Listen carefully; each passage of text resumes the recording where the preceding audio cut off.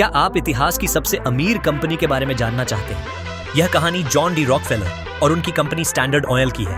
1837 में स्थापित standard oil ने तेल उद्योग में क्रांति ला दी और रॉकफेलर अपनी चतुराई और रणनीति के लिए मशहूर हो गए। तेल की कीमतें आसमान छू रही थीं और प्रतिस्पर्धा भी बढ़ रही थी, लेकिन रॉकफेलर ने खेल को अपने पक्ष में मोड़ने की योजना बनाई। जब उनके प्रतिस्पर्धी नए उपक्रमों में विस्तार कर रहे थे, तब रॉकफेलर ने दक्षता पर ध्यान केंद्रित किया। उनके कर्मचारी खुश थे, निवेशक संतुष्ट थे और अमेरिका में तेल का उपयोग बढ़ता जा रहा था। लेकिन एक दिन सब कुछ बदल गया। रॉकफेलर ने अपने एक प्रतिस्पर्धी से सीधे संपर्क किया और प्रस्ताव रखा कि वे उसकी कंपनी खरीदना चाहते हैं। प्रतिस्पर्धी ने मजाक में कहा कि रॉकफेलर के पास खरीदने के लिए पर्याप्त पैसा नहीं है। रॉकफेलर ने स्थिति को समझते हुए अपने प्रतिद्वंद्वी को स्टैंडर्ड ऑयल के खातों की कॉपी दी। उन्होंने समझाया कि निवेशक डॉलर के लिए वे उससे 2 गुना अधिक मुनाफा कमा रहे हैं। यह जानकारी देखकर प्रतिस्पर्धी दंग रह गया।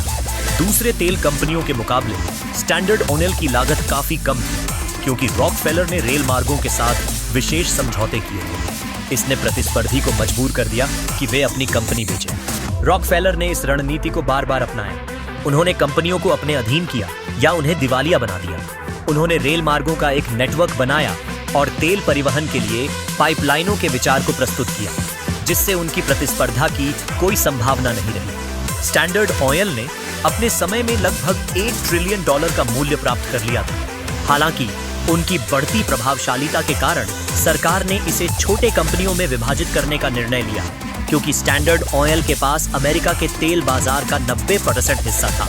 आज बची हुई कंपनियां जैसे कि शेवरॉन, एक्सॉन मोबिल और मैराथन पेट्रोलियम इस बात का सबूत है कि स्टैंडर्ड ऑयल ने इतिहास पर गहरा प्रभाव डाला।